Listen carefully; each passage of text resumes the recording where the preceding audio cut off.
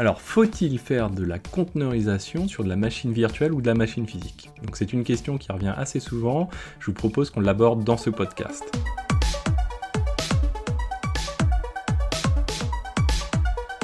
Alors c'est une question qu'on m'a posée très récemment dans un live, mais c'est aussi une question qui revient assez souvent dans les commentaires de la chaîne ou dans les lives, et également en message privé sur LinkedIn.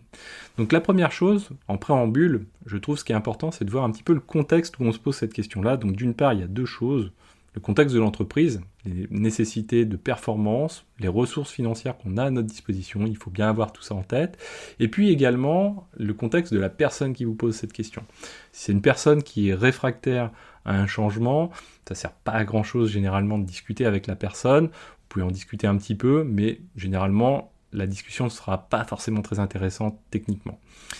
Néanmoins, ça ne veut pas dire que le projet est forcément fondé, mais si on pose cette question-là, c'est que déjà on s'est dit on va passer à la conteneurisation, donc ça ne sert à rien de se la poser juste pour remettre en cause la conteneurisation, il faut se la poser pour des vraies raisons.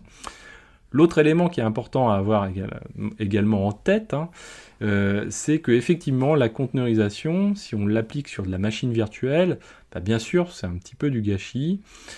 Et de fait, qu'est-ce qui va se passer? C'est qu'on va lancer différents noyaux, on va affecter différentes ressources, CPU et RAM, pour chacune des VM. Et derrière, on va lancer des containers dans ces VM, peut-être même plusieurs containers, mais on va forcément avoir de la perte si on réalise ce type d'opération, ou en tout cas, on n'aura pas tout de suite le bénéfice de la vraie conteneurisation clusterisée sur machine physique.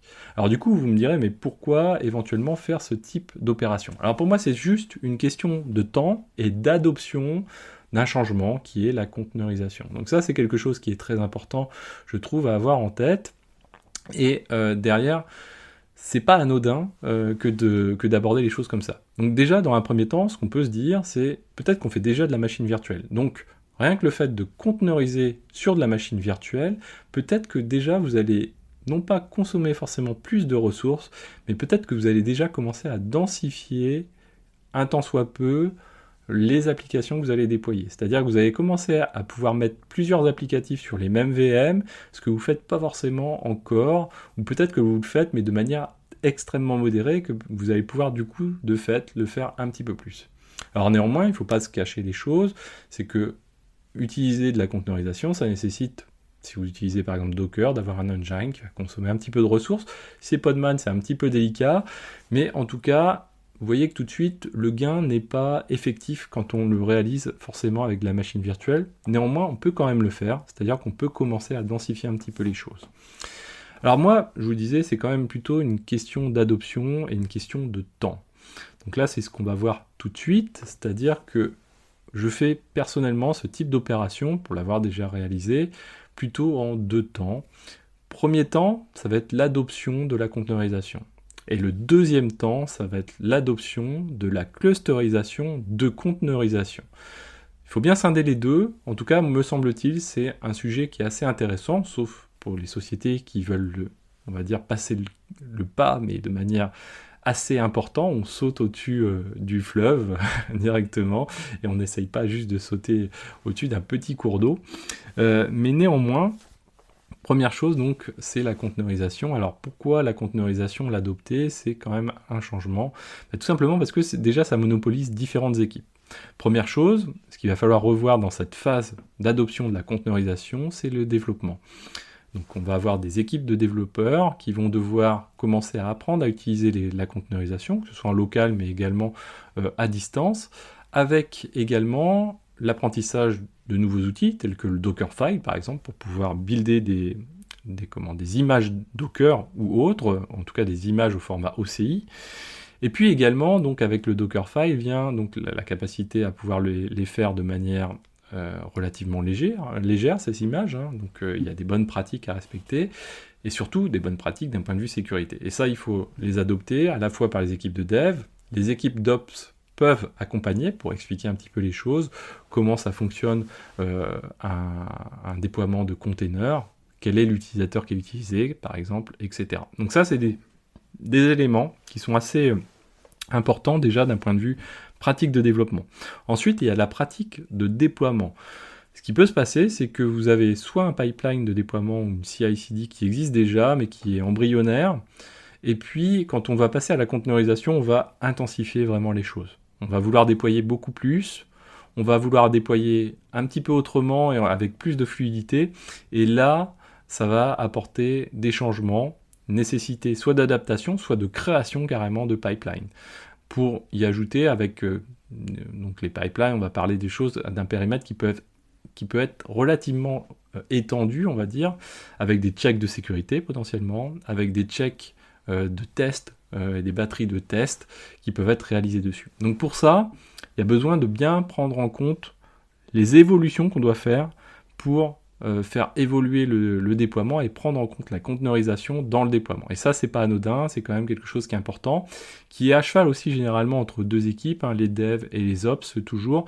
Et donc, la manière dont on va aborder ça, avec le plus ou moins de pression que vont avoir les équipes et la fluidité qu'on va pouvoir avoir en termes de communication entre les équipes, ça va avoir un rôle impactant et structurant pour votre entreprise. C'est-à-dire que si lorsqu'on aborde ce sujet-là, on met des pressions parce qu'on veut aller très vite et qu'on veut faire donc sur de la machine physique comme on parlait tout à l'heure et en même temps la clusterisation, etc., on aborde plein de sujets en même temps sur des délais qui peuvent être relativement courts, eh bien ce qui va se passer, les équipes vont être tendues, on va les faire travailler entre elles et c'est là où peut-être ça peut mal se passer. Et du coup ça va créer un passif entre les équipes, un historique, ce qui fait que ça peut être structurant comme déstructurant finalement. Donc si ça se passe très bien, vous allez pouvoir avoir vraiment pratiqué du DevOps, c'est-à-dire vraiment avoir une fluidité entre les deux équipes, Dev et Ops, voire même des personnes qui vont pouvoir naviguer entre les uns et les autres, avoir des modes de communication mis en place spécifiquement pour trouver de la fluidité entre les deux, etc. Donc ça, c'est quelque chose qui est important. Et donc, le troisième élément qui vient avec ça, c'est l'organisation. On a parlé du build, on a parlé donc du build développement, on a parlé du pipeline CI/CD, mais il y a l'organisation. Et ça, c'est important, c'est qu'il doit y avoir quelqu'un qui doit driver cette conteneurisation, mettre en place des nomenclatures éventuellement pour comment on tag les images, où est-ce qu'on pousse les images, de quelle manière on va les pousser, donc définir une registry, sécuriser, etc. Et donc là, il faut qu'il y ait un pilote dans l'avion, ne serait-ce que sur cette thématique-là, au moins au début pour guider les choses, mettre en place des choses, et s'assurer ensuite avec le temps que les choses vont être maintenues. Et ça, c'est quelque chose qui est relativement important, et au-delà d'être important, c'est structurant, c'est-à-dire ça va permettre éventuellement de tirer les équipes vers le haut et de les faire travailler entre elles encore mieux que c'était le cas auparavant. Maintenant, donc on a vu l'aspect conteneurisation, et c'est à partir de ce moment-là donc, où je me dis, finalement, la virtualisation, c'était pas cette problématique de conteneurisation ne reposait pas sur la problématique de virtualisation, c'était pas un problème d'avoir des machines virtuelles finalement. Et j'ai pu faire monter mes équipes en compétences, y aller progressivement, et maintenant, dans un deuxième temps, je vais pouvoir me dire, ok, je veux faire de la clusterisation de containers, tout simplement, par exemple Kubernetes, mais ça peut être du Swarm ou autre chose, peu importe, c'est pas le sujet aujourd'hui, mais derrière, on va se dire, ok, comme lors de la vidéo précédente, on a vu qu'il y a plein de fonctionnalités qui sont extrêmement intéressantes, qui viennent avec les containers, notamment la haute disponibilité, le scaling up, down, automatique, non automatique, l'auto-discovery pour le monitoring, etc. Donc il y a plein de sujets qui viennent avec, et ça c'est extrêmement intéressant. Et sur la clusterisation, là encore, ça va être quelque chose qui va avoir une approche intéressante pour les ops notamment. C'est-à-dire que on va du coup cette fois-ci se dire avoir de la machine virtuelle et faire un cluster de containers sur de la machine virtuelle, là maintenant ça devient beaucoup moins intéressant.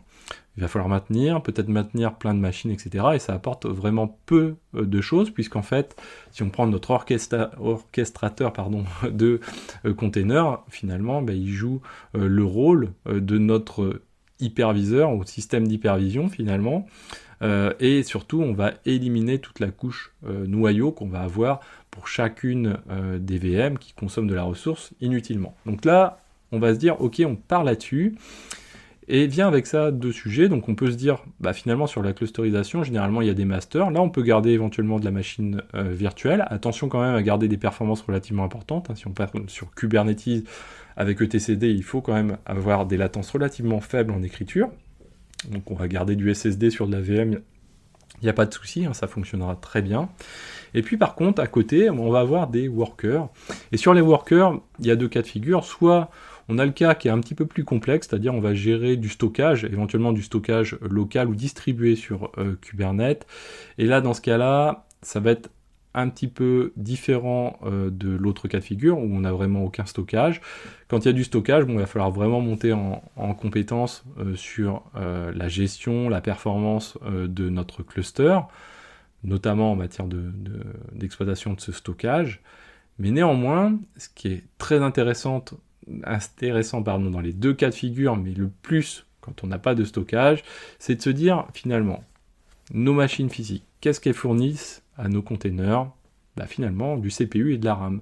Et là, on va avoir une couche où on va se démarquer assez facilement du hardware sur lequel on se situe. Et on va même peut-être pouvoir, par exemple, recycler d'anciens matériels pour dire, voilà, moi, ce qu'il me faut, c'est du CPU et de la RAM.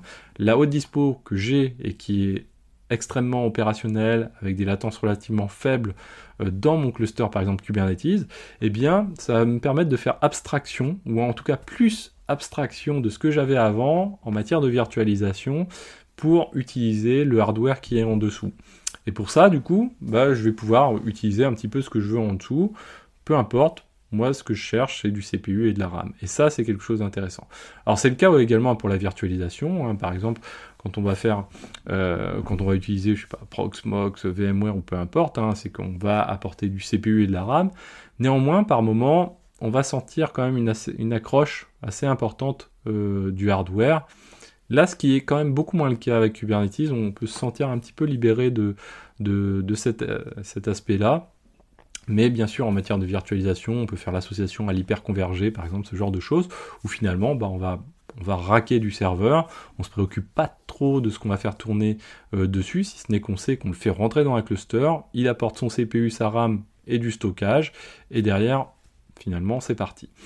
Et donc là, voilà, on a vu les deux aspects, et ces deux aspects, comme je vous disais, finalement, pour moi, la réponse, elle n'est pas forcément de dire est-ce que c'est intéressant ou pas sur la machine virtuelle, mais c'est plutôt dans quelles étapes on se situe et dans quelle phase on souhaite les réaliser. Donc, premier temps, containerisation, deuxième temps, clusterisation de containers. Voilà, donc j'espère que ce podcast vous a plu. N'hésitez pas à vous abonner, que ce soit sur Apple, sur Android, peu importe. Vous pouvez taper Ausha, A-U-S-H-A, Xavki dans votre moteur de recherche. Vous allez pouvoir également vous abonner par mail, de fait, sur la page que vous allez découvrir. Et n'hésitez pas surtout à le faire découvrir autour de vous. Et moi, je vous dis à très bientôt. Ciao à tous.